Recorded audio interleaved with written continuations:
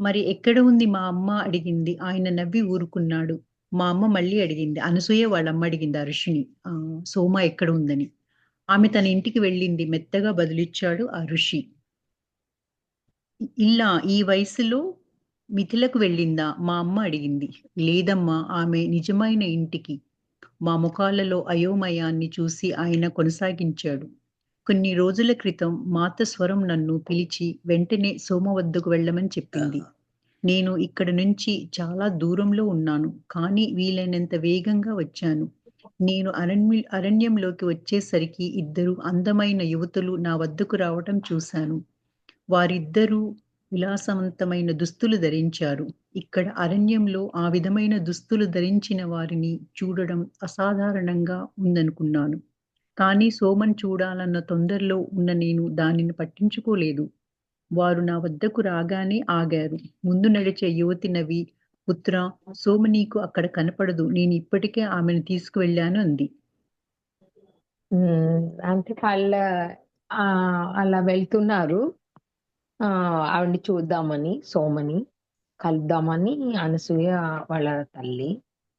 ఆవిడ అడుగుతున్నారనమాట ఆశ్రమంలో అక్కడున్న వ్యక్తిని అడగడం మొదలుపెట్టారు గురుకులంని. ఏంటంటే మరి ఎక్కడుంది అని అడిగితే ఆవిడ అడగంగానే అనసూయ వాళ్ళ అమ్మ ఆయన నవ్వి అంటే ఒక రకంగా అంటే అట్లా నవ్వి ఊరుకున్నాడు అంటే ఆయనకి అంత పర్ఫెక్ట్ గా తెలియకపోవడం. మీరు ఆవిడని కలవడానికి వచ్చారా? సో ఆవిడైతే లేదు ఇప్పుడు ప్రస్తుతం. ఆమె అప్పుడు నెమ్మదిగా అసలు చెప్పాల్సింది చెప్పారనమాట. ఆమె తన ఇంటికి వెళ్ళింది అని చెప్పి. ఇలా ఈ వయసులో మిథులకు వెళ్ళిందా అన్నే మిథులకి అని ఆవిడ ఆశ్చర్యంగా అడిగింది అనమాట వాళ్ళమ్మ. లేదమ్మా ఆమె నిజమైన ఇంటికి మా ముఖాల్లో అయోమయాన్ని చూసి ఆయన కొనసాగించాడు. అంటే ఆవిడ సొంత ప్లేస్ కదా మిథిల, అందుకని వెళ్ళిందే అన్నట్టుగా ఆ విషయంగా అడుగుతున్నారనమాట. కొన్ని రోజుల క్రితం మాత స్వరం నన్ను పిలిచి వెంటనే సోమ వద్దకు వెళ్ళమని చెప్పింది. అంటే ఆవిడకి అలా అంటే మాట వచ్చేసరికి ఆయన చూద్దామని వీళ్ళు బయలుదేరారు అనమాట. నేను ఇక్కడి నుంచి చాలా దూరంలో వీలైనంత వేగంగా వచ్చేసి వెళ్దామని చెప్పి వచ్చేసరికి అరణ్యంలోకి వచ్చేసరికి ఇద్దరు అందమైన గీతలు తన వద్దకు రావడం చూస్తుందన్నమాట. కానీ వాళ్ళు ఆ దుస్తులు ఏంటో చాలా వేరుగా వేసుకుని ఉంటాం, వేరే రకంగా అనేసరికి కొంచెం అసాధారణంగా అనిపించింది. సాధారణంగా అందరూ అలాంటివి వేసుకోరు కాబట్టి. కానీ సోమన్ చూడాలని తొందరలో పట్టించుకోకుండా ఇంకా ముందుకు వెళ్ళిపోతూ ఉన్నారు. ఆ తర్వాత ఒక యువతి నవ్వి, "పుత్ర, ఏ సోమ నీకు అక్కడ కనపడదు. నీకు వెళ్ళాలంటే నేను ఇప్పటికే ఆమెను తీసుకువెళ్ళాను. అప్పటికే నేను తీసుకెళ్ళిపోయాను" అని చెప్తుందన్నమాట. సో నెక్స్ట్ వాళ్ళు నేను ఆ స్త్రీలకు నమస్కరించాను. నేనేది విన్నానో గుర్తించక. సోమ ఇంటి వైపు గబగబా అడుగులు వేయసాగాను. నేనెంతో దూరం వెళ్ళకుండానే నాకు తోచింది. నాతో మాట్లాడింది మాత. నేను చూసింది మాత సోమలను. నేను వెంటనే వెనుకకు తిరిగి వారు కనిపించిన చోటుకు పరుగు తీశాను. కానీ వారి జాడ లేదు. ఆ ప్రదేశంలో సోమ వృద్ధ శరీరం నిర్జీవంగా నేల మీద పడి ఉండటం కనపడింది. ఆయన మాట్లాడేటప్పుడు కన్నీరు కారింది. ఆ ఋషి మాట్లాడేటప్పుడు కన్నీరు కారింది. ఆ ఋషి కొనసాగిస్తూ, "నేను మాతను గుర్తించలేకపోయాను. ఆమె నేను గుర్తించాలనుకోలేదు. గుర్తిస్తే ఆమె పాదాలపై పడి నన్ను కూడా తీసుకొని వెళ్ళమని వాణ్ణి. కానీ వారి సచేతనమైన ప్రేమను ప్రపంచానికి గుర్తు చేసి, వారి పేరు మీద ప్రపంచానికి సేవ చేయడానికై నేను ఈ భూమిపై నిలిచి ఉండాలన్నది శ్రీరాముడు, మాతల ఇచ్ఛ." ఆ మాటలు అంటూ ప్రణామం చేసి ఆ ఋషి అడుగు వైపుకు తిరిగాడు. సో వాళ్ళకి అలా అనిపించింది అనమాట. పర్టికులర్ ఆవిడ పరిస్థితి చూడండి, అదే అర్థం కాల ఎందుకు అలా అయిపోయింది అని. ఎప్పుడు తెలుస్తుంది. ఆ ఎక్కడికి వెళ్ళింది అని అన్నప్పుడు ఆ స్త్రీలకి ఎదురొచ్చిన వాళ్ళకి నమస్కరించడం, ఆ ఈ నేను ఏదైతే విన్నానో గుర్తించక సోమ్మ ఇంటి వైపు గబగబా అడుగులు వేయటం మొదలు పెట్టారు. ఎంత దూరం వెళ్లకుండానే తోచిందనమాట ఈవిడికి. నాతో మాట్లాడింది మాత. నేను చూసింది మాత సోమలను. నేను వెంటనే వెనక తిరిగి కనిపించిన చోటుకి పరుగు తీయడం మొదలు పెట్టేసింది. కానీ ఆళ్ళు కనిపించలేదు. కనిపించపోయేసరికి ఆ ప్రదేశంలో అప్పుడు సరిగ్గా చూస్తే ఆవిడ నిర్జీవంగా అంటే ఎక్కువ శరీరంలో శక్తి లేనట్టు పడిపోయి ఉంది. కనపడుతుందనమాట. సో, అలా ఆయన అది చెప్తుంటే అది కళ్ళల్లో నీళ్ళు కూడా తిరిగాయి. అలా కొనసాగిస్తూ నేను మా అత్తని గుర్తించలేకపోయాను అని బాధపడుతున్నా. ఆమెని నేను గుర్తించాలనుకోలేదు. కానీ గుర్తిస్తే తప్పకుండా మాత్రం ఆవిడ యొక్క పాదాలకి దండం పెట్టుకునేవాళ్ళం. అంత ప్రేమను ప్రపంచానికి చే పంచింది అందరికీ అంత సేవ చేయడానికై ఈ భూమి మీద నిలిచి ఉండాలన్నది శ్రీరాముడు మాటల ఇచ్చ. అప్పటి వరకు ఆవిడ ఉండాలి. సోమ నువ్వు తప్పకుండా ఉండాలని ఆళ్ళిద్దరు అన్నమాట. ఆ మాటలు ప్రణామం అది ఎంత గుర్తు వచ్చింది. వైపుకి తిరిగాడు. వెళ్తున్నాడు. ఋషి వెళ్ళిపోయాడు. మా అమ్మ ఏమీ మాట్లాడలేక బిగుసుకుపోయింది. సోమ మరణించిందన్న గ్రాహ్యతతో నా కళ్ళ వెంట నీరు కారసాగింది. మా అమ్మ కొంత తేరుకున్న తర్వాత అజిత్‌తో గబగబా ఆ ఋషి వెనక వెళ్ళు. త్వరగా వెళ్ళి వీలైతే ఆయన ఎక్కడున్నాడో చూడు అని చెప్పి కూలబడిపోయింది. సో, ఇలా కలవాలని ఎంత ఆదుర్దాగా వచ్చారో, ఇది ఇలా బిగుసుకుపోయారు ఈ విషయం చూసి సోమ మరణించింది అన్నది. దాంతో కళ్ళు నీళ్ళు వచ్చేస్తున్నాయి. ఆళ్ళమ్మ కొంతగా అనసూయ వాళ్ళ అమ్మ కొంచెం తేరుకున్న తర్వాత అజిత్‌తో గబగబా ఆ ఋషి వెనక వెళ్ళు అని చెప్పడం మొదలుపెట్టారు. ఎందుకంటే ఇంకొంచెం విషయాలేమైనా తెలుస్తాయేమోనని ఆవిడ ఆదుర్ద అనమాట. అలా కూలబడిపోయింది అక్కడే. అమ్మా! ఇదేమిటి ఏడుస్తూ అడిగింది అనసూయ. మనం ఇప్పుడే పొందిన గొప్ప ఆశీస్సును గ్రహించావా? నేను మాట్లాడలేదు. నేను చేయగలిగిన ఆలోచనంతా సోమను పోగొట్టుకున్నానని మాత్రమే. అజిత్ ఆయనను కనుక్కున్నాడేమో చూద్దాం. కానీ అదేమీ ప్రయోజనం లేకపోయింది. ఆ ఋషి అదృశ్యమయ్యాడు. ఆయన ఎక్కడా కనపడలేదన్న వార్తతో అజిత్ తిరిగి వచ్చాడు. సో, ఆ అజిత్ పరిగెట్టుకెళ్ళి ఆ ఋషి కోసం వెతుకుతున్నాడు. ఈ లోపల ఈవిడేమో ఇదేంటమ్మా ఇలా జరిగిందని అనసూయ బాధపడుతూ వాళ్ళ అమ్మతో అంటుంది. ఇప్పుడే పొందిన ఆశీస్సుని చూసావా మనం ఎంత ఆశీర్వాదం పొందటము అసలు ఆలోచిస్తున్నావా? నేను అలా అంటున్నప్పుడు మాట్లాడలేదు. చేయగలిగింది ఆలోచన ఏంటంటే ఆవిడని పోగొట్టుకున్నామని బాధ మాత్రమే. అజిత్ ఆయన్ని కనుక్కుంటాడేమో అని అనుకుంటున్నారు ఈళ్ళు. అది దానికి ఏమీ ప్రయోజనం లేకుండా అయిపోయింది. ఎందుకంటే అతను అసలు కనిపించలేదు. మాయమైపోయాడు. అజిత్ తిరిగి రావడం జరిగింది. ఆ రాత్రి సోమ వద్దకు వచ్చి మనందరికి పండ్లు తెచ్చింది ఆయనే. నీకు ఆయన జ్ఞాపకం ఉన్నాడా? మా అమ్మ నన్ను అడిగింది. నేను తల ఊపాను. కానీ ఆ ఋషి చాలా పొడవుగా ఉన్నారు. వారిద్దరూ ఒకటే నేను అనుకోవడం మేబీ హనుమంతుడేమోనండి. నేను చూశాను. హ్మ్. కానీ ఆ ఋషి చాలా పొడవుగా ఉన్నారు. వారిద్దరూ ఒకటేనని నేను అనుకోవడం లేదమ్మా అని అనసూయ స్థిరంగా చెప్పింది. సో, అది ఆ రాత్రి వచ్చారనమాట. సోమ వద్దకు వచ్చింది మనందరికి పళ్ళు తెచ్చింది కూడా ఈయనే అని నీకు గుర్తున్నారా అమ్మా అని ఆళ్ళమ్మని అడిగింది. తనడిగింది. అవును. తలూపింది తిను కూడా. అవును. అట్లాగే అనిపిస్తోంది అని. కానీ ఆ రిషి చాలా పొడుగ్గా ఉన్నారు కదా! ఈయన ఒక్కటేనా అని అనుకోవడం లేదమ్మా అని ఒక రకంగా ఆలోచిస్తూ అంటోందనమాట స్థిరంగా. కొంచెం ఆయన హ్మ్. చెప్పు. ఆయన, ఈయన ఒక్కరే. పరిమాణం మారుతుంది. నేను దానిని ఆ రాత్రి చూశాను. మళ్ళీ ఇవాళ. అతని శరీరం నుంచి వెలువడుతున్న అసాధారణ ప్రకాశాన్ని బట్టి అది చెప్పవచ్చు. ఆ రాత్రి ఆ ప్రకాశం గదినంతా పరుచుకుంది. ఈరోజు కూడా అది సూర్యుని ప్రకాశాన్ని మించి ఉంది. మీకు తెలుసా ఆయనెవరో? నేను, అనసూయ, అజిత్ ఇద్దరూ మాట్లాడలేదు. మాట్లాడలేదు. సో, అలా అన్నమాట. ఆయన ఒక్కరే ప కొంచెం, కొంచెం మనిషి తేడాగా పరిమాణం తేడాగా ఉంది గానీ, మారటం జరిగింది. కానీ ఆ రాత్రి చూసాను. ఆ రాత్రి తర్వాత మళ్ళీ ఇప్పుడు చూడడమే. ఆయన శరీరంలో ఒక రకమైన చాలా సాధారణంగా అంత వెలుగుండదు. ఈళ్ళో ఒక స్పెషల్ వెలుగు ఉంది. ఆ వెలుగుని బట్టి అనిపిస్తోంది. అదంతా గదినంతా పరుచుకోవడం, ఆ రోజు కూడా ఆ రోజు కూడా అట్లాగే ఉంది. ఈ రోజు అలాగే అనిపిస్తుంది. మీకు తెలుసా ఆయనెవరో అని? అనుకుంటూ ఈ లోపల అజిత్ ఇద్దరం మాట్లాడలేదు. ఆయన అందరం హనుమ అని నా నమ్మకం. ఆయన అనేక రూపాలలో ఎప్పుడూ విభిన్నంగా వస్తారు. దాని వలన ప్రజలు ఆయనను తమ ప్రేమ వలన మాత్రమే గుర్తించగలరు. కేవలం ఒక్క శరీరం ద్వారా కాక, ఆయన వెళ్ళబోయే ముందు మనలను చుట్టిన ప్రేమ తరంగాన్ని మీరు గుర్తించారా? ఇది ఆయన ఉనికికి సంకేతం. మా అమ్మ నా కళ్ళ నుండి కన్నీరు కారుతున్న నీటిని తుడిచి నా చేతులు పట్టుకుంది. ఈరోజు శ్రీరాముడు, సీతామాత నీకు గొప్ప బహుమానాన్ని ఇచ్చారు తల్లి. సోమ సమక్షములో ఆనందం పొందుదాం. ఆమెను నువ్వు ప్రశ్నించాలనుకున్న విషయాలు జవాబు పొందలేనివై ఉంటాయి.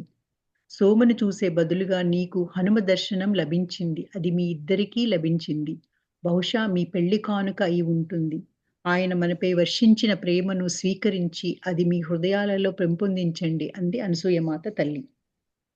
సో ఫైనల్లీ అలా హనుమాని నమ్మకం కుదిరింది. ఆయన అనేక రూపాల్లో ఎప్పుడు చాలా వేరువేరుగా కనిపిస్తూ ఉంటారు ప్రతిసారి. దాని వలన ప్రజలు ఆయన్ని తమ ప్రేమ వల్ల అంటే ఆయనతో ఉన్న ప్రేమ తత్వం అంత ఎక్కువ ఉంటుంది. ఆ ప్రేమ వల్లనే మీరు గుర్తించగలరు. అంతేగాని రూపంగా కాదు. కేవలం ఒక శరీరం ద్వారా కాక ఆయన వెళ్ళిపోయే ముందు మనల్ని చుట్టిన ప్రేమ తరంగం. అంటే ఆ చుట్టూ ఆ ప్రేమ తత్వంలో ఉన్నప్పుడు ఆ ఔరా వేరుగా ఉంటుంది. ఆ చుట్టూ ఉన్న ఇది కాంతి గాని ఏదన్నా అది గుర్తించారా అని అడిగింది. అదే సంకేతం అది. మా అమ్మ పాపం ఆ కళ్ళ నుండి నీళ్లు కారుతున్న నీటిని తుడిచి తన చేతులు పట్టుకున్నాను. సూయి చేతులు పట్టుకుంది వాళ్ళమ్మ. ఈరోజు శ్రీరాముడు మీ ఇద్దరికి ఇంత మంచి బహుమానాన్ని ఇచ్చినట్టు సీతమాత. ఎందుకంటే సోమ సమక్షంలో ఆనందం పొందుదామా, ఆనందాన్ని పంచుకుందామా అన్ని గుర్తు తెచ్చుకుని ఆమె నేను ప్రశ్నించాల్సుకున్న విషయాలన్నీ ఎలా ఉంటాయంటే జవాబు పొందలేవు. ఎందుకంటే ఆవిడ లేదు కాబట్టి. సో పొందలేనివి అయి ఉంటాయి కాబట్టి. సోమని చూసే బదులుగా నీకు హనుమ దర్శనం, కనీసం హనుమ దర్శనం అన్నా లభించింది. అది మీకు మీ పెళ్లి కానుక అనుకుంటా అని చెప్పి హృదయాల్లో ప్రేమను స్వీకరించి ఆ ప్రేమను మీరు స్వీకరించండి. అప్పుడు మీ హృదయాలు కూడా అంత అభివృద్ధిలోకి వచ్చేస్తాయి, ఎంతో పెంపొందుతాయి అని చెప్పి. అజిత్‌ను తాను విన్నది గాఢంగా చలింపజేసింది. కానీ నేనింకా సోమ వెళ్ళిపోయిన విషయానికి విచారిస్తూనే ఉన్నాను. నేను ఆమె గుడిసెకు వెళ్ళాలి అంటూ అటువైపు నడిచాను. మేం పొందిన ఆశీర్వాదం గురించి ఆలోచిస్తున్న వారిద్దరినీ వదిలి గుడిసె లోపలికి వెళ్ళిన తరువాత నేను సోమ ధ్యానం చేసుకునే మెత్తపై కూర్చున్నాను. నేను నిన్ను ఇప్పుడే తెలుసుకున్నాను. నువ్వు వెళ్ళిపోయావు. నేను గొణిగాను. నేను ఆమెతో ఉన్నప్పటి కేవలం ఒక్క సందర్భాన్ని జ్ఞాపకం చేస్తానని ఆశిస్తున్నాను. కొంతసేపటి తరువాత అజిత్ వచ్చి నా పక్కన కూర్చుని నా బాధను పంచుకుంటూ ఆమె నీకెంతో ముఖ్యమైనది కదూ అని అడిగాడు అనసూయని. సో అజిత్ విన్నది అది అంతా వినేసరికి అతనికి అది అంతా విని అజిత్ ను తాను ఇద్దరు విన్నది చాలా బాధ చలింపజేస్తుంది కదా ఎంతైనా హృదయాన్ని అలా ఆవిడ అట్లా వెళ్ళిపోవడం అంటే. సో నేను ఇంకా సోమ వెళ్ళిన విషయాన్ని ఇంకా విచారిస్తా అంటే బాధపడుతూనే ఉన్నాను. ఆ అనసూయ అంటుంది. నేను ఆమె గుడిసెకి వెళ్ళాలి అంటూ అటువైపు నడిచాను నెమ్మదిగా. నేను వెళ్ళి చూడాలి ఆవిడని అని చెప్పి నేను పొందిన ఆశీర్వాదం గురించి ఆలోచిస్తూ ఇద్దరు వదిలి గుడిసె లోపలికి వెళ్ళిన తర్వాత సోమ ఎక్కడైతే కూర్చుని ధ్యానం చేస్తుందో ఆ పర్టిక్యులర్ స్థానంలో అక్కడ ఉన్న దాని మీద కూర్చుంది ఆ గడ్డి. నేను ఇప్పుడే తెలుసుకున్నాను నువ్వు వెళ్ళిపోయావు అని గొణిగాను ఎంతో బాధగా. అంటే సోమ ఆ ఆ టైంలో మీనాక్షిగా ఇద్దరు అలా ఉన్నారు కదా, ఆ స్పందన ఉంటుంది. ఇది అలా నువ్వు వెళ్ళిపోయావు అని గొణిగి చెప్తోంది అనమాట. నేను ఆమెతో ఉన్నప్పటికీ ఒక సందర్భాన్ని కేవలం ఒక జ్ఞాపకం చేస్తున్నాను ఆశిస్తున్నాను. సో ఆ పర్టికులర్ పరిస్థితిని అర్థం చేసుకుని అది ఆ స్పందన వచ్చిందనమాట. కొంత అది తేరుకుని బయటకు వచ్చేసరికి కొంతసేపు తర్వాత అజిత్ వచ్చి తను కూడా తన పక్కనే కూర్చుని ఆవిడ బాధపడుతుందని అనసూయతో ఆమె నీకెంతో ముఖ్యమైనది కదూ అని అడిగాడు అనమాట. నువ్వు అంత అంత ఇక తన దగ్గర మాటలు అది చెప్పడానికి నా దగ్గర మాటలు లేవు. ఆమె నా గతం గురించి కొంత చెప్పింది. నేను ఇంకా తెలుసుకోవాలనుకున్నాను. ఒక వింత నిశ్శబ్దం అలుముకోగా అతను, మహారాజు శ్రీరాముడు మా ఇంటికి వచ్చి నన్ను ఆశీర్వదించిన కథ చెప్పనా అని అడిగాడు. అతని మాటలకు ఆశ్చర్యంగా చూశాను. ఆ! వాళ్ళిద్దరికి నేచురల్లీ అది చెప్పడానికి నా దగ్గర మాటలు ఇది ఎందుకంటే ఆ అనుభవం అలాంటిది. ఆమె గతం గురించి కొంత చెప్పింది. ఇంకా చాలా తెలుసుకోవాలి. ఎందుకంటే ఆళ్ళిద్దరూ గడిపిన రోజులు అవన్నీ వస్తాయి కదా! తనకి అవన్నీ పాత జన్మకి. అందుకని తనంత కదిలి క కదిలివే పట్టిందనమాట. అంత బాధ కలిగింది. ఆ వింత నిశ్శబ్దంగా ఆ పర్టిక్యులర్ పరిస్థితి, ఆ గతం గురించి గుర్తు తెచ్చుకుంటూ, నిశ్శబ్దంగా అలా ఆలోచిస్తూ ఉంటే, శ్రీరాముడు ఆళ్ళింటికొచ్చిన తనని ఆశీర్వదించిన కథ చెప్పనా అని అడిగాడు అజిత్. అతని మాటలకు ఆశ్చర్యంగా చూసిందనమాట. ఏంటి ఇలా చెప్తున్నాడు? ఇది కరెక్ట్ కాదే టైం అని. సో, ఆయన నిన్ను ఆశీర్వదించారా అని అడిగింది. ఆయన నిన్ను ఆశీర్వదించారా అని అడిగింది అనసూయ. అజిత్ తల ఊపి కథ మొదలుపెట్టాడు. ఆయన భూమి మీద ఉన్న చివరి రోజులలో మన మహారాజు ఎన్నో గృహాలు దర్శిస్తూ ఉండేవారు. పిల్లలను కలుసుకునేవారు. బహుశా ఆయన అయోధ్య భవిష్యత్తును చూస్తూ ఉండేవారేమో. ఆయన మా నాన్నను చూడడానికి వచ్చి పిల్లలను కలుస్తాను అన్నాడు. మేం ముగ్గురు అబ్బాయిలం. మా నాన్న మమ్మల్ని చూపించారు. ఆయన మా వైపు చూసి నన్ను పక్కకు తీసుకొని చాలాసేపు చూశారు. తరువాత మా నాన్నతో మీ ఈ బిడ్డ పరిపాలనలోకి వెళ్ళాలి. అతను అరణ్యాలను చూసుకుంటాడు. అతనికి జంతువుల పట్ల గొప్ప ప్రేమ ఉంది. వాటి సంరక్షణ పట్ల శ్రద్ధ వహిస్తాడని నేను నమ్ముతున్నాను. దాని గురించి సీత ఎంతో ఆనందిస్తుంది అన్నాడు శ్రీరాముడు. సో, అట్లా అన్నమాట. అజిత్ ఏమో చెప్పడం మొదలుపెట్టారు. ఎందుకంటే ఆయన భూమి మీద ఆ చివరి రోజుల్లో మహారాజు చాలా గృహాలని దర్శించేవారంట. పిల్లల్ని కలుసుకునేవారు. అలా అయోధ్య భవిష్యత్తును కూడా చూస్తూ ఉండేవారు. ఎందుకంటే చాలా ఉన్నతంగా అభివృద్ధి చెందుతుంది అన్న అదేంటి ఇది ఉండేది. నమ్మకం ఉండేది. ఆయన మా నాన్నని చూడ్డానికి వచ్చినప్పుడు కూడా వాళ్ళ నాన్నగారిని అజిత్ వాళ్ళ ఫాదర్‌ని చూస్తానికి వచ్చినప్పుడు పిల్లల్ని కలుస్తాను అనేవారు. వీళ్ళు ముగ్గురు అబ్బాయిలే అవ్వడం. ఎందుకంటే బాలికలకు ఒక గురుకులం అని అనుకున్నారు కదా! అందుకని అమ్మాయిల గురించి ఎక్కువ ఆలోచించుకుంటున్నప్పుడు వీళ్ళు ముగ్గురు అబ్బాయిలే అయిపోయారు. అలా మమ్మల్ని చూపించారు ఆళ్ళ నాన్న. ఆ తర్వాత ఆయన మా వైపు చూసి నన్ను పక్కకు తీసుకొని చాలా సేపు చూసారనమాట. ఏంటి తర్వాత మా నాన్నతో ఈ మీ ఈ బిడ్డ పరిపాలనలోకి వెళ్ళాలి. తప్పకుండా రాజ్య పరిపాలనలోకెళ్ళాలి. అతను అరణ్యాన్ని చూసుకుంటాడు.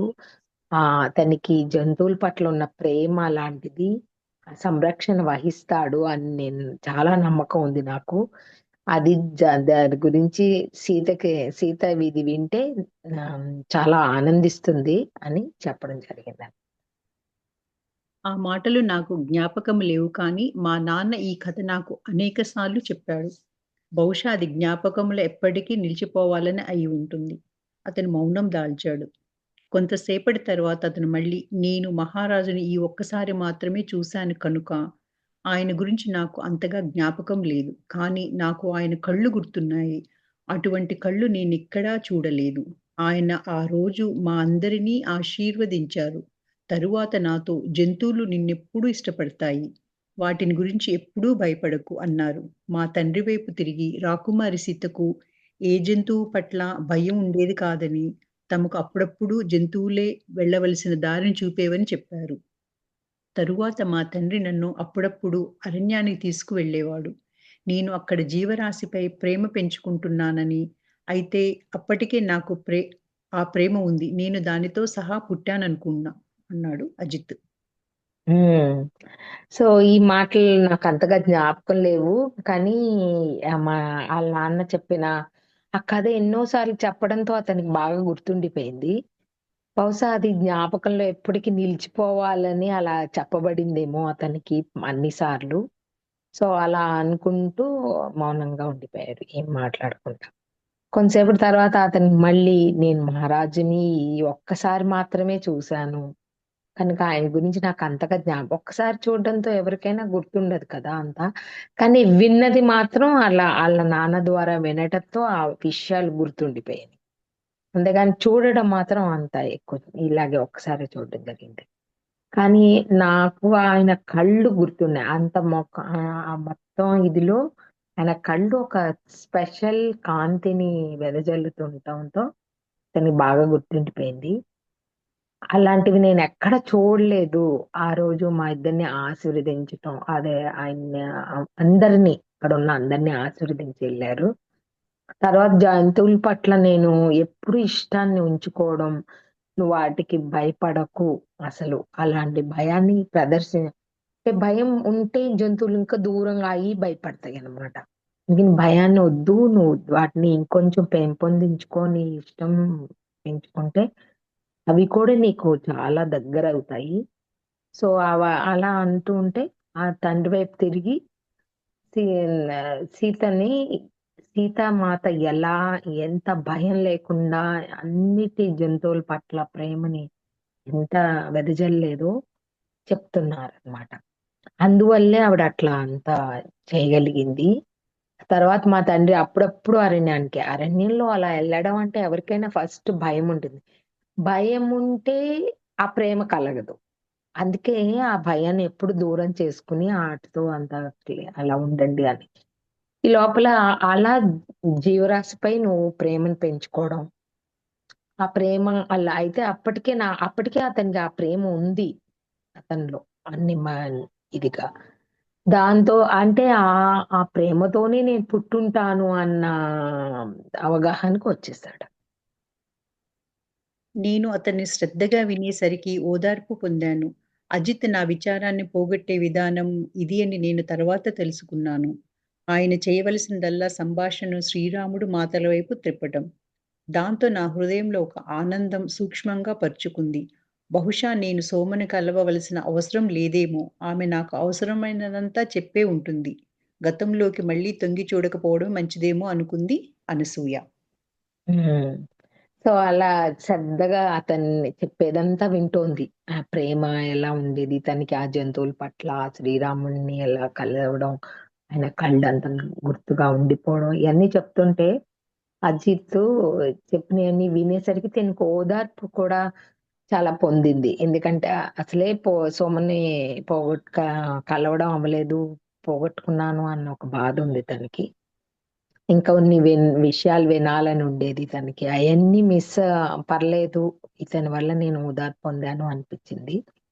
అది విచారాన్ని పోగొట్టే విధానం ఇది అని తర్వాత అదే కావాల్సు అని తెలుసుకుంది. తనకు కూడా అలా అనిపించింది. అందువల్లే నేను ఇలాంటి ఈయన్ని ఇలా కలిసానేమో అజిత్‌ని. చేయాల్సిందల్లా సంభాషణని శ్రీరాముడు మాటల వైపు తిప్పడం అన్నమాట ఆయన చేసిందల్లా. ఎందుకంటే తన మనస్సుని అంటే ఆ శ్రీరాముడి కళ్ళు గురించి చెప్పడం ఇవన్నీ చేసేసరికి తనకి అది గుర్తొచ్చి ఆనందం కలిగింది. దా దానివల్ల తనలో ఉన్న ఒక అలుముకున్న బాధ అన్ని దూరం అయిపోయాయి. సూక్ష్మంగా పరుచుకునేది. బహుశా నేను సోమని కలవలసింది ఇంతేనేమో, ఇంకా అంతకంటే అవసరం లేదు కావలసు. అందుకే ఆమె నాకు అవసరమైనంత చెప్పడం అయిపోయింది. ఇంకా అయిపోయింది కాబట్టి అంతవరకే కలవగలిగింది. ఆ తర్వాత ఆవిడ నిష్క్రమించటం జరిగింది. సో, గతంలోకి మళ్ళీ తొంగి చూడకపోవడమే మంచిదేమో ఇంకా ఎక్కువ ఆలోచించకుండా అని అనుకుంది. గతమే వర్తమానాన్ని ఇచ్చింది అన్నాడు అజిత్ నవ్వుతూ. గతంలో మనం పొందిన జ్ఞానమంతా మన జ్ఞాపకంలో భద్రపరచబడి ఉంటుంది. అనసూయ, మనం భవిష్యత్తులోకి దృష్టి సారించాలి. అనసూయ, మన గృహాలు సందర్శించినప్పుడు శ్రీరాముడు చేసిందదే. ఆయన భవిష్యత్తుకు బీజాలు నాటాడు. రాబోయేదంతా ఆయన సృష్టియే. ఆయనది, సీతామాతది.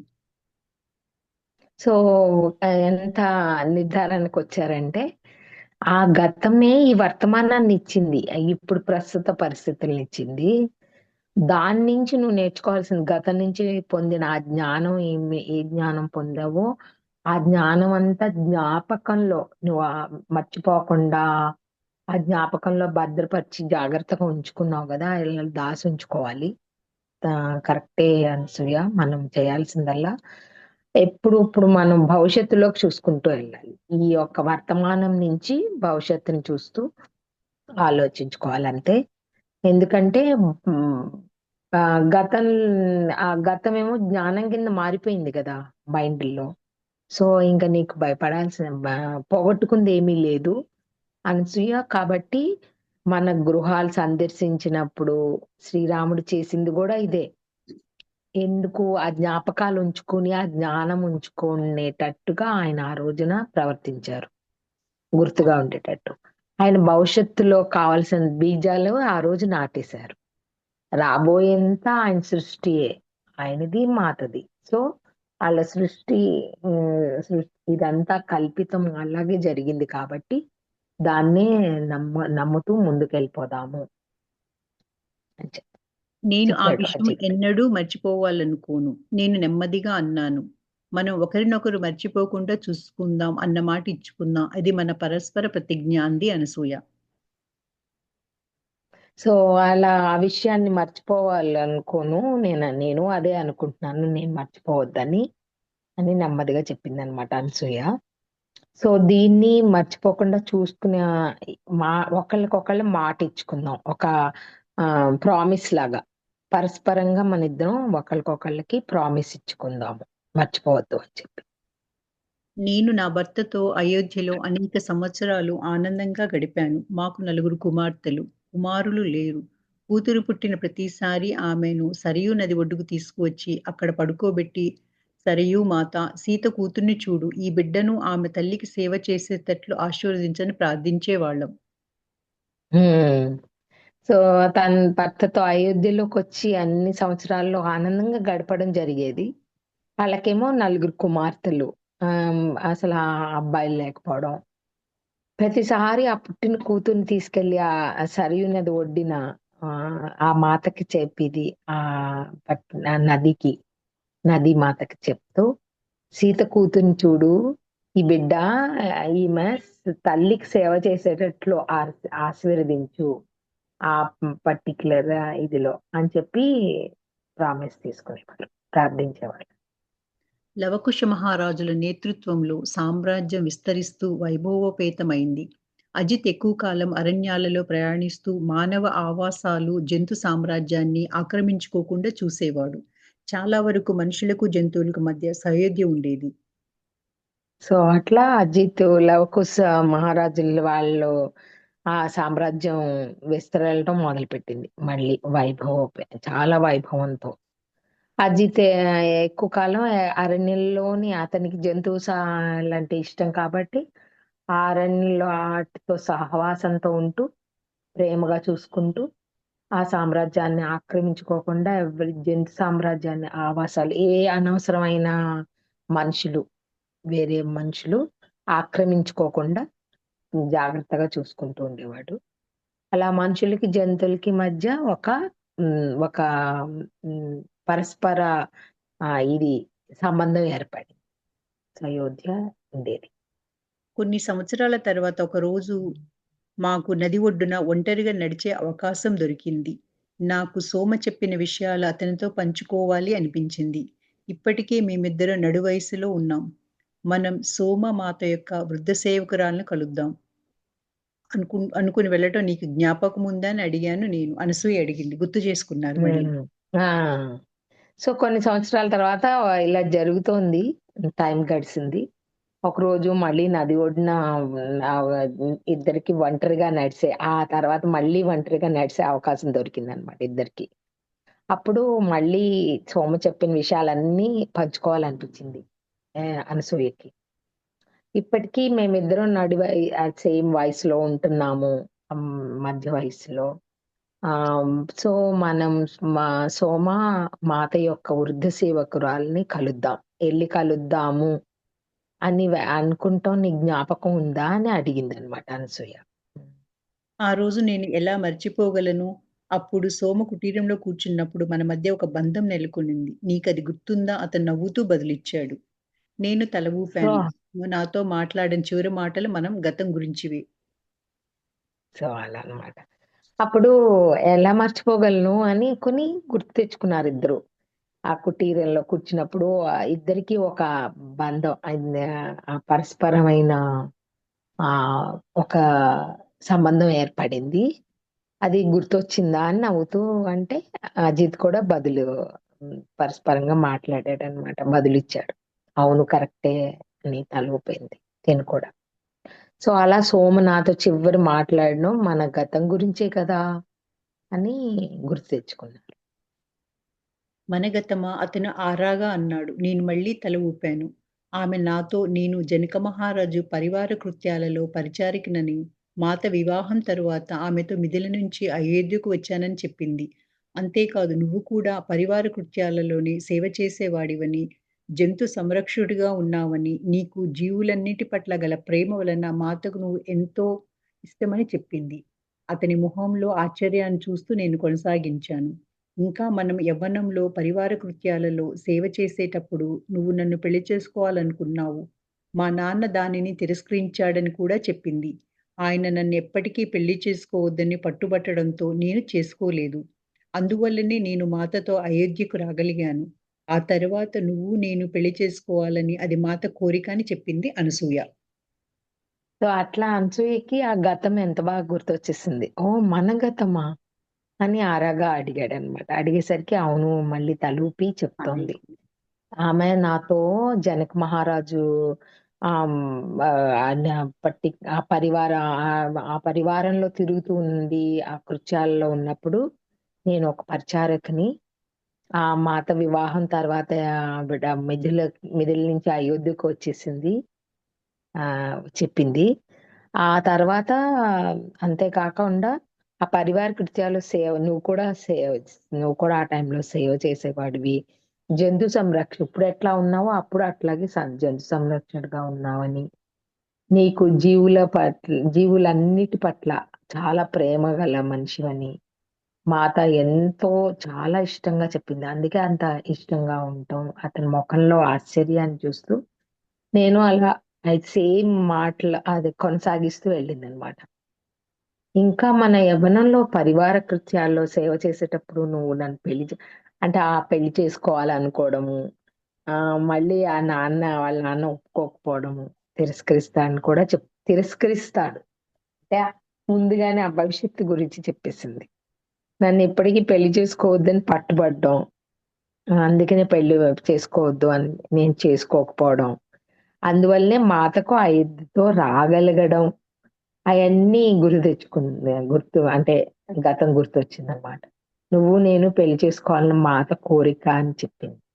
సో అట్లా వెల్లడించి చెప్పింది. నువ్వు ఇన్ని సంవత్సరాల తర్వాత ఇది నాకు చెప్తున్నావు అతను అన్నాడు. ఇంతకు ముందెన్నడూ ఎందుకు చెప్పాలి అనుకోలేదో నాకు తెలియదు. ఏదో తెలియని కారణం దీనిని నా హృదయంలోనే నిలిపి ఉంచింది. బహుశా అది నా కోసమే అనుకున్నానేమో. నువ్వు నాతో మన భవిష్యత్తు వైపు చూడాలి, గతం వైపు కాదు అని చెప్పావు గదా! అడిగాను నవ్వుతూ. నేను అదే చేశాను అజిత్. మాతా శ్రీరాముడు ఈ జన్మలో మనని దగ్గర చేసినందుకు నేనెంతో కృతజ్ఞతతో ఉంటాను. వారికి మన తెలియకుండా మన కోసం ఇంకా ఎంతో చేసి ఉంటారని నేను అనుకుంటున్నాను అంది అనసూయ. సో అనసూయకి అది చాలా సంతోషంగా అనిపించింది. మరి ఇన్ని సంవత్సరాల్లో ఎందుకు చెప్పలేదు అని అజిత్ ఆశ్చర్యంగానే అడుగుతూ మొదలుపెట్టాడు. ఇంతకు ముందు ఎప్పుడు ఎందుకు ఒక్కసారి కూడా ఎందుకు అనుకోవడం కూడా నాకు తెలీదు. మనసులో మెదిలేటట్టు ఏదో తెలియని కారణం అది అలా హృదయంలో నిలిచి ఉండిపోయిందనమాట. బహుశా అది నా కోసమే అనుకున్నారేమో నువ్వు అంటే భవిష్యత్తులో ఎలాగూ మీ ఇద్దరు ఇలా కలుస్తారు. మీ ఇద్దరి ఒకళ్ళకొకళ్ళు ఆ ప్రేమను పెంచుకుని, వెల్లడించుకుని ఇలా కలుస్తారు.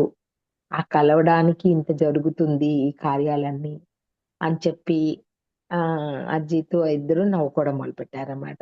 అది నేను అదే చేశాను అజిత్. సో మాతా శ్రీరాముడు ఈ జన్మలో మనిద్దరిని దగ్గర చేసినందుకు నేనెంతో చాలా కృతజ్ఞత భావంతో ఉంటాను. ఆ! దానికి ఎంతో కాలం చేసాం. సో మన కోసం ఇంకా ఎంతో చేసుంటారు. ఇంకెంత చేసుంటారు అయి కూడా ఆ జ్ఞాపకం వస్తుంటున్నాయి అని థాంక్స్ చెప్పు. అతని ఆశ్చర్యం ఆనందంగా మారి, అనసూయ ఇప్పుడు ఇది చెప్పినందుకు కృతజ్ఞతలు. నేను మిథిలలో సేవ చేశానని, మాతకు తెలిసానని గ్రహించటం చాలా శాంతిని, ఆనందాన్ని ఇస్తుంది. కానీ భూమి మీద ప్రతి జీవి మాతకు తెలియకుండా ఉంటుందా? వారు మనకు చేసింది, చేస్తున్నది మనం కనీసం ఊహించడం కూడా చేయలేమన్నాడు అజిత్. సో అతనికి ఎంత అజిత్కి ఆశ్చర్యము ఆనందం రెండు ఒక్కసారిగా వచ్చేసినాయి. మారిపోయింది. ఆశ్చర్యం అనేది ఆనందంగా మారిపోయింది. ఎందుకంటే ఆ అనసూయతో చెప్తున్నాడు, నిజంగానే ఇది నాకు చెప్పినందుకు, నాకు జ్ఞాపకం చేసినందుకు నీకెంతో రుణపడి ఉన్నాను అన్నట్టుగా చెప్పడం జరిగింది. 9 సేవ చేయడం, మాతకు తెలిసానని, తెలిసిన మనిషినని, తెలిసిన వ్యక్తినని గ్రహించటం చాలా శాంతిగా అనిపించింది అనమాట. ఆనందాన్ని, ఉపశమనం ఇచ్చింది. సో భూమి మీద ప్రతి జీవి మాతకు తెలియకుండా ఉంటారా? ఆవిడ ఎంతో ఉమ్, ఉన్నతమైన వ్యక్తి అని చెప్పడానికి అనమాట. వారు మనకి చేసింది, చేస్తుంది కూడా కనీసం మనం ఊహల్లో కూడా ఊహించలేము. ఆ ఊహించటం కూడా చేయలేము అన్నమాట. అంత అధికంగా చేశారు వాళ్ళు అని చెప్పి గుర్తించు. మాతా శ్రీరాముడు తమ భౌతిక రూపాలు వదిలిన తర్వాత మరింత చురుకుగా, మరింత సమర్థతతో వ్యవహరించగలరని ఎప్పుడో ఎవరో నాతో చెప్పారు. బహుశా సోమ అయి ఉంటుంది. నాకు సరిగ్గా జ్ఞాపకం లేదు అనుకుంది సో అనసూయ. ఆ మాతా శ్రీరాముడు ఆ భౌతిక దేహాలు అంటే వాళ్ళు చాలించినప్పుడు ఆ ఎంతో చురుగ్గా సమర్థతతో వ్యవహరించాలి, నువ్వు వ్యవహరించగలవు, ఎప్పుడో ఎవరో నాతో చెప్పారు అంటే ఆ చూచాయిగా తనకి గుర్తొస్తుంది. సో బహుశా అది సోమే అయి ఉంటుంది, నాకు సరిగ్గా జ్ఞాపకం లేదు అని చెప్తున్నా. కొన్ని సంవత్సరాలు గడిచాయి. నా కుమార్తెల వివాహాలు జరిగాయి. అజిత్ తన భౌతిక రూపం వదిలిపెట్టాడు. నేను పెద్దదాన్నైపోయాను. చివరిసారిగా పవిత్ర సరయూ నది ఒడ్డుకు వెళ్ళాను. అప్పుడది జనసమ్మర్దతతో కోలాహలంగా ఉంది. వ్యాపారులు, పడవ నడిపేవారు, వర్తకులు, అమ్ముకునేవాళ్ళు, స్త్రీల దుకాణాలు ఒడ్డున వరుసగా ఉన్నాయి. నేను సందడి లేని చోటు చూసుకొని కూర్చున్నాను. ఒక చెట్టుకు ఆనుకొని కొంతసేపు నదిని చూసి కళ్ళు మూసుకున్నాను. నా మనస్సులో ఆలోచనలకు వదిలివేశాను. వచ్చే ముందు సోమ గుడిసెలో పడుకున్నప్పుడు సీతామాత చెప్పిన మాటలు జ్ఞాపకం వచ్చాయి. ఆమె ఒక నూతన సమాజం సృష్టించటంలో తోడ్పడతావా అని అడిగింది. సో అలా కొన్ని మళ్ళీ ఎంత తొందరగా టైం గడుస్తుందో చూపిస్తాంది ఇక్కడ చూడండి. మళ్ళీ కొన్ని సంవత్సరాలు గడిచాయి. వీళ్ళకి కుమార్తెలు పుట్టడము, వాళ్ళు పెరగడము, వాళ్ళకి వివాహాలు జరగడం, జీతు భౌతిక రూపం చాలించటం, వెళ్ళిపోవడం, చనిపోవడం. ఆ నేను చాలా పెద్దదాన్ని అయిపోవడం జరిగింది చాలా వయసులో. చివరిసారిగా అని అనుకుంటోంది అనసూయ. పవిత్రమైన సరి నదికి మళ్ళీ వెళ్ళడం అది ఆనవాయితీగా వెళ్తోంది. ఈ రోజు కూడా మళ్ళీ అలాగే వెళ్ళింది. ఇప్పుడు అది ఎంత కోలాహలం అంటే జన సమర్థతతో వ్యాపారులు, పడవ నడిపే వాళ్ళు, వర్తకులు, అమ్ముకునే వాళ్ళు అందరూ ఆ దుకాణాలు వరుసగా ఉన్నాయన్నమాట. స్త్రీలకి దుకాణాలు, ఎందుకంటే ఆ స్త్రీలు అలా మేనేజ్ చేయడం ఉండేది కాదు. అంటే ఎంత అభివృద్ధిలోకి వెళ్ళిందో చెప్తానన్నమాట ఈ పర్టికులర్ ఎక్స్ప్లెనేషన్ లో. నేను సందడి లేకుండా ఉన్న చోట వెళ్ళి కూర్చుని ప్రశాంతంగా ఆలోచించుకోవడానికి అలా వెళ్ళిందనమాట. ఒక చెట్టుకు ఆనుకుని అలాగొచ్చి కళ్ళు మూసుకుని కూర్చుని ఉంది. మనసులో ఆలోచనలు వదిలివేశాను. నా మనస్సును ఆలోచనలకు వదిలివేశాను. అంటే దానికి ఆలోచనలు వస్తున్నాయి అన్నమాట, మనసులో వస్తాయి కదా. దానికి ఓ చెయ్యి, ఆలోచిస్తూ ఉండు అని చెప్పి అన్ని పాతవన్నీ గుర్తు తెచ్చుకోవడానికి. వచ్చే ముందు తను సోమ గుడిసెలో పడుకున్నప్పుడు వెళ్ళి కూర్చుంది కదా అక్కడ, చాప కూర్చుని అలాగే పడుకుంది ఒక నిమిషం కూడా. అది గుర్తు తెచ్చుకుని సీతామాత తను చెప్పిన మాటలు గుర్తు తెచ్చుకుంది. ఒక నూతన సమాజం సృష్టించడానికి నువ్వు తోడ్పడతావా, నువ్వు హెల్ప్ చేస్తావా వాళ్ళని? మళ్ళీ ఆ నూతన సమాజం ఏంటి? స్త్రీల విద్యాభ్యాసం కానీ అంతా అందరూ జ్ఞానం పెంచుకుని ఎంతో అభివృద్ధిలోకి వచ్చేటట్టు ఒక మానవ నూతన సమాజానికి వెళ్ళాలి ముందుకి అని చెప్పి నన్ను అడిగింది. అలా అడగడం గుర్తొచ్చింది. కానీ నేను ఏం చేశాను మాత? నేను ఆమెను మౌనంగా అడిగాను. నేను కేవలం నిన్ను, నా కుటుంబాన్ని ప్రేమించాను. అంతకు మించి ఏమీ చేయలేదు అనుకుంది అనసూయ.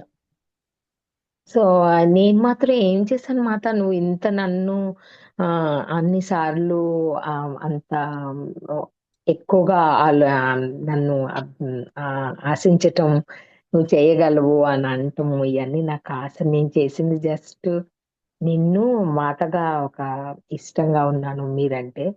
లేతే నా కుటుంబాన్నే ఎక్కువ ఆలోచించుకుంటూ కూర్చున్నాను. నేను అంతకంటే ఏం చేయలేదు. మీరు మెచ్చుకునేంత ఏమీ చేయలేదు అని అంటున్నాను. నేను పడిపోతున్నట్లు అనిపించింది. చీకటి కరిగి నా ముందు ఒక దృశ్యం కదలాడింది. ఒక స్త్రీ నదిలో చిక్కుకొని ఇబ్బంది పడుతుంది. నది ఒడ్డు దాకా వచ్చి ఆమెను ముంచివేసి లాగుతుంది. నేను ఆ లాగటాన్ని ఊపిరి అందకపోవటాన్ని అనుభవిస్తూ దాదాపుగా మునిగిపోతుండగా నది అంచు నుంచి ఒక గంభీరమైన మనిషి నన్ను తదేకంగా చూసి నది అలలకు నన్ను వదలమని ఆజ్ఞాపిస్తున్నాడు. అవి అనుసరించాయి. అవి నన్ను ఒడ్డుకు చేసుకువెళ్ళి ఇసుక మీద పడేశాయి. ఆయన నా వణుకుతున్న శరీరాన్ని లేపగా నేను పైకి చూశాను. ఆయన నుంచి ఎంతో ప్రేమ, శ్రద్ధ ప్రవహిస్తున్నాయి. సో, మళ్ళీ ఈవిడ ఈ ఆలోచనలో అక్కడ కూర్చుంది నది ఒడ్డున. ఈ ఈ కూర్చున్నప్పుడు నేను ఎక్కడో పడిపోతున్నాను. ఎక్కడ పడిపోతున్నానో ఏం తెలీలా. అంటే ఆవిడెళ్లి ఆ నది అలలొచ్చి తన్ని తీసుకెళ్ళిపోవడం గూడా జరిగిందనమాట. చీకటి కరిగి నా ముందు ఒక దృశ్యంలా కదలాడింది. ఏంటో చీకటిగా ఉన్నప్పుడు. ఆ నదిలో చిక్కుకొని ఇబ్బంది పడుతోంది ఒక స్త్రీ. అలా వచ్చి మళ్ళీ ముంచివేసి ఆ ఒడ్డుకి లాగడం జరుగుతోంది. అది తనే అని కూడా తనకు తెలియలేదు. నేను ఆ లాగటాన్ని ఊపిరి అందలేదు తనకి. ఎందుకంటే ఆ పరిస్థితి తనే అనుభవిస్తోంది కాబట్టి. తను మునిగిపోతుండగా నది అంచు నుంచి ఒక మనిషి చాలా గంభీరంగా ఉన్న ఒక మనిషి తదేకం చూస్తూ ఆళ్ళని వదలమని ఆజ్ఞాపిస్తున్నాడు. నువ్వొచ్చేసేయి. ఆ నది అలలకు నన్ను వదలమని. అలలకు వదిలేసేయమంటున్నారనమాట. అవి అనుసరిస్తున్నాయి. అంటే తీసుకొచ్చి అలా అనుసరించినప్పుడు ఏమవుతుంది? ఎదురు ఈతకెళ్ళదు కాబట్టి ఇసుక మీదొచ్చి మళ్ళీ పడేసేసిందనమాట అలలు. ఆయన నా వణుకుతున్న నేచురల్లీ ఆ చలికి, ఆ వణుకు, ఆ తడి శరీరానికి తనకి వణుకొచ్చేసి ఆహ్, అలల్లో ఉక్కిరిబిక్కిరి అవ్వడంతో ఆహ్, ఇదైపోయి ఆయన మాత్రం ఎంతో ప్రేమ, శ్రద్ధ ఆయన నుంచి ప్రవహిస్తాం చూసింది. ఆ దృశ్యం మారింది. ఆ స్త్రీ మరికొందరు సేవకురాళ్ళు ఒక రథం పక్కన నిలబడి ఉన్నారు. వారి ముఖాలు విచారంతో నిండి, ఆమెకు తెలిసిన ఒకే ఇంటిని వదిలి వెళ్ళడానికి సిద్ధపడుతున్నట్లు ఉన్నారు. ఆ స్త్రీ మునుగుతున్నప్పుడు రక్షించిన అదే మనిషి ఇప్పుడు వారిని పిలిచి హత్తుకొని, "మీరు కూడా నా కుమార్తెలే" అన్నాడు. సో, ఆ దృశ్యం అయితే మారింది కానీ, స్త్రీ ఎలా దేంట్లోకి మారింది? ఒక స్త్రీ మరికొందరు సేవకురాళ్ళని సరిగ్గా ఒక రథంలో వచ్చి పక్కన నిలబడి ఉన్నారు. వారి ముఖంలో ఆ విచారం నిండి, ఆమెకు తెలిసి వదిలి వెళ్ళడానికి సిద్ధపడుతున్నట్లుగా. ఆమెకు తెలిసిన ఒకే ఇంటిని వదిలి వెళ్ళడానికి సిద్ధపడుతున్నట్లుగా ఆ స్త్రీ మునిగిపోతున్నప్పుడు రక్షించిన అదే మనిషి ఇప్పుడు వారిని పిలిచి హత్తుకుని మీరు కూడా నా కుమార్తెలే అని అంటం తనకి వినిపించిందనమాట. సో, తన పరిస్థితి చెప్తోంది. అంటే అదలా ఫేస్ చేస్తాననమాట ఆ నీళ్ళతో. అవును. చెప్పండి. ఆమె గతంలోకి వెళ్ళిపోయిందండి. గతంలో మీనాక్షి ఉన్న హ్మ్. జనక మహారాజు ఆమెని ఒడ్డుకు ఆ రోజు చేరుస్తాడు. రక్షిస్తాడు మీనాక్షిని. అది కరెక్ట్. మళ్ళీ ఇప్పుడు ఆమెకి జ్ఞాపకం వచ్చింది మళ్ళీ. అదంతా కరెక్ట్. కరెక్ట్. సంధ్యాలలో అవును. మళ్ళీ అది. అప్పుడు అవును. రాకుమారి సీత ప్రత్యక్షమైంది. యవ్వనంలో నిత్యం సౌందర్యంతో తొణికిసలాడుతున్న రాజదుస్తులతో ఆమె నుంచి ఆనందం పొంగి ప్రవహించింది. ఆమె మెరిసే నవ్వులో ఆ స్త్రీ విచారం కొట్టుకుపోయింది. సో, అయితే ఇప్పుడు అప్పుడు ఆ జనక మహారాజు ఎలా అయితే తనని రక్షించటం జరిగిందో ఆ పరిస్థితుల్లో, అది ఒక మగతను.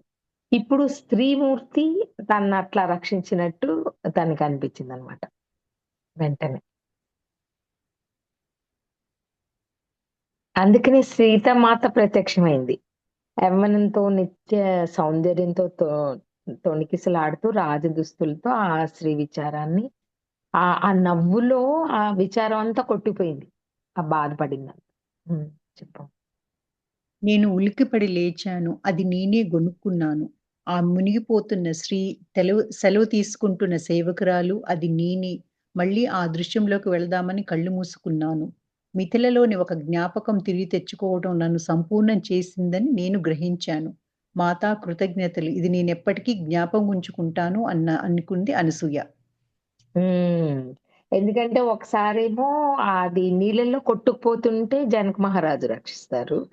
మళ్ళీ ఇక్కడ తను అసలు శరీరం వదిలేసినప్పుడు సీతమాత కదా దగ్గరుంది తనకి.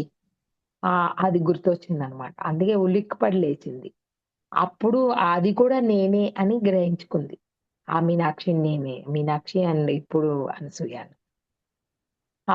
మునిగిపోతున్న స్త్రీ సెలవు తీసుకుంటున్న సేవకురాలు అది నేనే. ఆ రోజు మునిగిపోతున్నప్పుడు రక్షింపబడిన స్త్రీని నేను. సెలవు తీసుకుంటున్న సేవకురాలిని అంతా నేనే అని అప్పుడు ఆ దృశ్యంలోకి వెళ్దామని చూస్తే మిథిల మిథిలలోనే ఒక జ్ఞాపకం తిరిగి తెచ్చుకోవడం తనకి సంపూర్ణమైన ఇప్పుడుకి పూర్ణత్వం వచ్చినట్టు చేసిందని గ్రహించాను. ఫుల్ మాతకి చాలా నాకు కృతజ్ఞతలు. థ్యాంక్స్. ఈ జ్ఞాపకం ఉంచుకుంటాను తప్పకుండా అంది అంటే అనసూయ. ఆమె టైం గూడా దగ్గరకొచ్చినట్లుందండి అది. ఆహా, అదే. చేసిందని అని. ఒక జ్ఞాపకం తిరిగి తెచ్చుకోవడం నన్ను సంపూర్ణం చేసిందని నేను గ్రహించాను. మళ్ళీ నా ఉమ్. మనస్సు, మాత మీ సమాజం నిర్మించటానికి నేను ఏ విధంగా తోడ్పడ్డాను? నేను నా భర్తను, పిల్లల్ని ప్రేమించడం, అవసరంలో ఉన్నవారికి సహాయం చేయడం తప్ప మరేదీ చేయలేదు అంది అనుకుంది అనసూయ. అది పీకుతాను తనకి ఆ మనసులో. నేను ఆ మాత అయితే ఎంతో చేయమంది. నువ్వెంతో చేస్తావు ఫ్యూచర్ అంది. కానీ నేను ఇంతే చేశాను. జస్ట్ నా భర్తని, ఆ పిల్లల్ని ప్రేమించడం అందుకే చేశాను. ఇంకేం చేశాను నేను అని బాధపడతాం. అంటే ఫీల్ అవుతాం. నాకు ఒక సమాధానం వినబడింది. నేను నిన్ను అడిగిందంతా ప్రేమించమనే. దానితోనే మనం నూతన సమాజాన్ని నిర్మిస్తాం. ప్రేమ పునాదిగా ఉన్నదాన్ని అయినా ప్రేమ నా ప్రేమ. సో అది. చివరికి నేను పెద్ద నీకు ఏదో చేసేయాలంటే నూతన సమాజం ఇది జేయాలంటే ఏదో చేసేయాలని కాదు. ప్రేమని పంచటమే ప్రేమించాలి ఆ సమాజాన్ని, అందరిని మనుషుల్ని ప్రేమించటం గాని, దానికి పునాదే ప్రేమ. ఆయన ప్రేమ, మళ్ళీ తన మాత ప్రేమ అని మాటలు ఈ వినిపించాను. ఈ మాటలు నెమ్మదిగా వెనుకకు వెళ్ళి, నేను నా ఉచ్ఛ్వాస, నిశ్వాసాల శబ్దాన్ని వినడం మొదలుపెట్టాను.